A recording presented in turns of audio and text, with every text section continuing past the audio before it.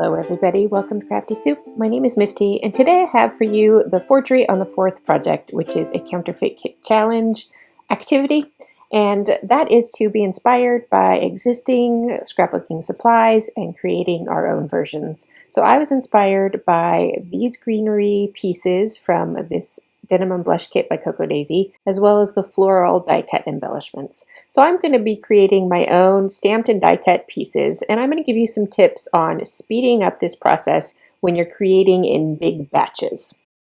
Tip number one, if you're going to be stamping and die cutting in batches, is to create yourself a jig. So I have this purple piece of cardstock here that is just a scrap from my stash, and I'm matching up the stamps and dies that I want to use from that Avery Elle stamp set, and that is a product that is still available, so I'll leave you a link below if you happen to like that stamp set. So I run it through my die cutter and I get the general shape of the stamps cut into this sheet of paper, and I'm doing the exact same thing for this other stamp set, and if I can find the links for that, I'll put that down below too. And then I'm going to go ahead and do a whole bunch of extra die cutting before we move on to the stamping part. And here's the tip that I have for die cutting in batches, and that is to tape all of your dies together with a piece of washi tape, and that way you can just use a pair of tweezers to poke out your cut pieces and then lift up your tape, move them over to the next sheet, and then keep running it through. And you'll see that again in action here when I move on to die cutting the other pieces that I'm going to stamp on. So here's the main paper I'm using for stamping. It's just some watercolor sheets that I had left over from another project. And I'm cutting this down to get the color zones that I want to use. And I will add more color to these die cuts later, but for now this gives me a base of color to add these projects or these die cuts to my kit. And you can see you can move those pieces around easily on your paper, on your background, to get the zones of color that you want. Alright, here I've got both my jigs in a stamping platform. I'm using the Misty. You can use whatever you want. I am sure to bump these edges of my paper all the way up against the edge of my platform so that should they shift on me, I know that if I push them all the way back up into that corner again, my alignment won't have moved. I pop in those pieces, just like a puzzle piece, into the space that was left behind, and now I'm lining up the stamps right on top of those previously die cut pieces, and I'm kind of taking a look from the edge and the sides to make sure that it seems like the stamp is even all the way around. It can be a little tricky to look straight through the stamp because of the distortion of vision that the plastic creates. But once I think I've got all lined up, I close my lid and then go ahead and do the first stamping version. Now you saw me kind of do a test run, a dry test run before I put my ink on. But here's my ink test run, and I go ahead and I do have a little presser to help rub those down. But once I've got them pressed down, I open up my lid and check them. And if anything seems a little bit off, I will repeat this process until everything's lined up just right.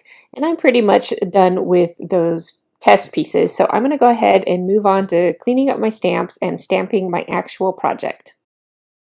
For my actual embellishment pieces, I do the exact same thing. I just pop the pieces back into that jig like puzzle pieces, and then I will ink up my stamps and close my lid. And again, if anything shifts on me about the jigs, I can just push them back into place and I should be okay with my alignment in the future. So this is great for not only the embellishments that I'm doing, but if you're making batches of cards with stamping and die cutting on them, that is a great way to get through a big batch of stamping and die cutting.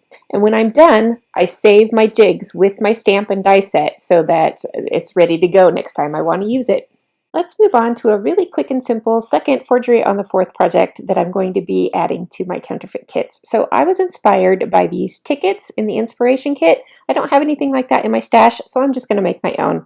Really, this is simple. You just grab some scraps of your favorite pattern papers, and I've got mixed and matched scraps here that are fitting with the 4 separate mini kits that I built, and if you haven't seen that video, I will link you up to that. And then I'm going to create a jig on my paper trimmer using some washi tape.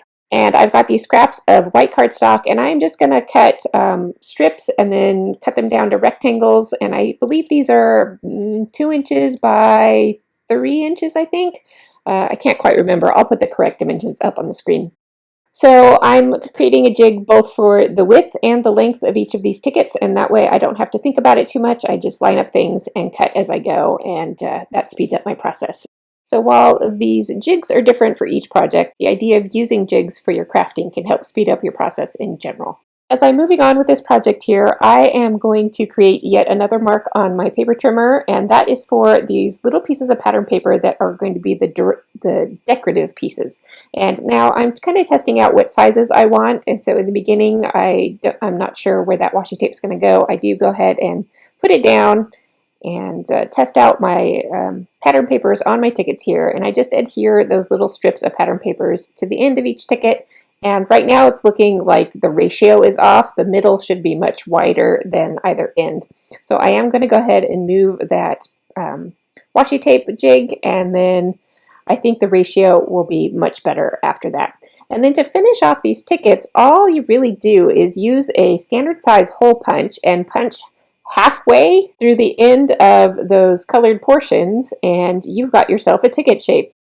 I made lots and lots of tickets because, like I said, I have 4 mini kits going on this month, so I made each batch of tickets to match up with each kit. And you can see here I even had one set of tickets with angled ends. So you can get a little creative with your ticket shape and kind of work outside of the box. So that's it. That's what I have for you on this forgery for the 4th project. I hope you got some useful tips out of this video, and if you did, I would appreciate a like because that does help my channel. And I will be back next week with some layout process videos, so I hope you'll join me then. Thanks for watching. I'll see you next time.